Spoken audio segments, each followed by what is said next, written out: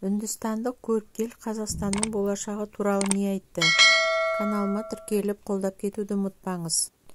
Үндістанның Гоа штатының тұрғыны көріпкел Арчинаның айтқандары тура келетінімен таң қалдырады. Осы көріпкел тура бір жыл бұрын Қазақстанның болашағы туралы да болжам жасаған болатын. Ол өз болжамдарында наразылық шеруі туралы күтпеген жерден орын алатын қақтығыс жайлы да сөз еткен еді. Арчина бізге жоғары тылсым күштерден ғаламшарда болып жатқан ең басты мәселелер туралы ақпарат алуға көмектеседі. YouTube желісінде оның жолдасы ресейлік журналист Александр Махараджа Арчинаның айтқандарын орыс тіліне аударып сөзбе-сөз жеткізіп отырады. Біздің Қазақстаннан өте көп көрерменіміз бар. Олар үнемі Қазақстан туралы айтып беруімізді сұрайды дейді. Мемлекеттің энергиясы қандай болашақ күтіп тұр? Қазақстан ақпаратқа жабық ел екен.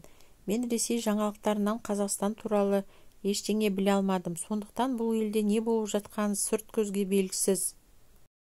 Дегенмен тылсым күштерден ештеңе жасыру мүмкін емес. Арчинаға Қазақстаннан өз тағдыры туралы білгісі келетін адамдар да хабарласады. Арчинаның айтуынша Қазақстанда екі түрлі энергия бар. Бірі мемлекет орналасқан жердің энергиясы, екіншісі мемлекеттің өзінің энергиясы. Ал егер жерге байланысты айтар болсам, жері түрлі ресурстарға өте бай екенін көріп тұрмын. Ал мемлекетке келер болсақ, мұнда мүмкіндіктер өте көп. Бірақ мемлекеттік дамуы үшін арнайы қадамдар жасалмағандықтан қазір мемлекеттің энергиясы өзгеріссіз бір деңгейде қатып тұр. Сонымен қатар үлкен көлемде агрессияның, ашу-ызаның энергиясын көріп тұрмын. Бұл энергияны рухани бағытқа, түрлі шығармашылық жобаларға бағыттаған дұрыс. Елде мүмкіндік көп, бірақ адамдар қандай жолды таңдау керек екенін түсіне алмауда. Қазір өзгерістің уақыты, сондықтан мемлекеттік дамудың мүмкіндік беретін қандай да бір шешімдер қабылдануы керек. Мен елдің дамымай бір деңгейде тұрып қалғанын көріп тұрмын. Мұны қалай өзгертуге болады? Қазақстаннан болашақта қақтығысты жағдайды көріп тұрмын. Адамдар болып жатқан жағдайдан абыржып, дүрлігетін болады. Қандай да бір жою, бұзу энергиясы күтіледі.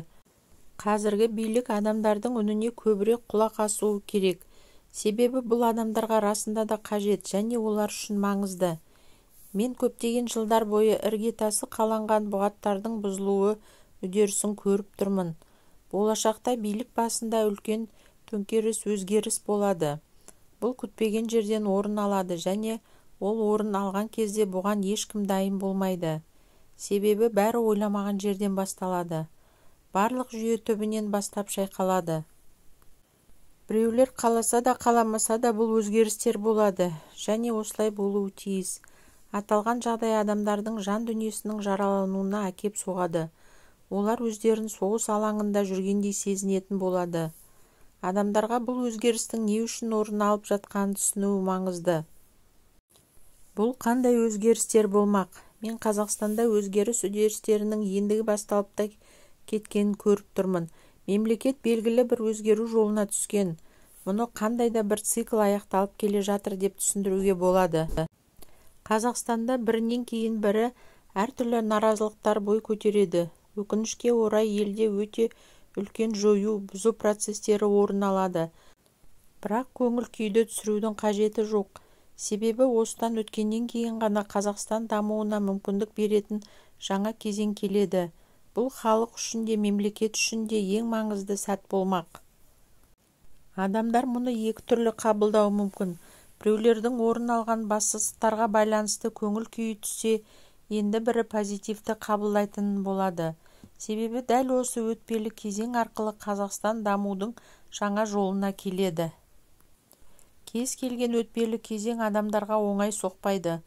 Бұл өзгерістерге қарсылық танытудың еш мәні жоқ. Керісінше қуану керек. Оны қабылдаған кезде ғана оңай өтетін болады. Мен Қазақстандағы жүйенің құлайтынын көріп тұрмын. Бұл ескіден тазару, жаңаны қабылдау үдерісі болмақ. Адамдар қатты күтіп жүрген әділеттіліктің барлық жерде орын алатынын да көріп тұрмын. Мемлекетке жанашырлық танытып, сол жолда жүрген адамдарға алдануға негізі жоқ. оларда бәрі дұрыс болады. Қандай жағдай болмасын, елде түбі әділеттілік орнайды. Бұл өзгерістер елге көптеген мүмкіндіктер әкеледі. Бұның бәрі әр адамның түбі табысты болуына алып келетін тұрақтылықтың орнауы үшін іске асырылады. Қазақстанда орын алатын осы бір маңызды оқиғадан кейін бәрі қалыптарына түсетін болады.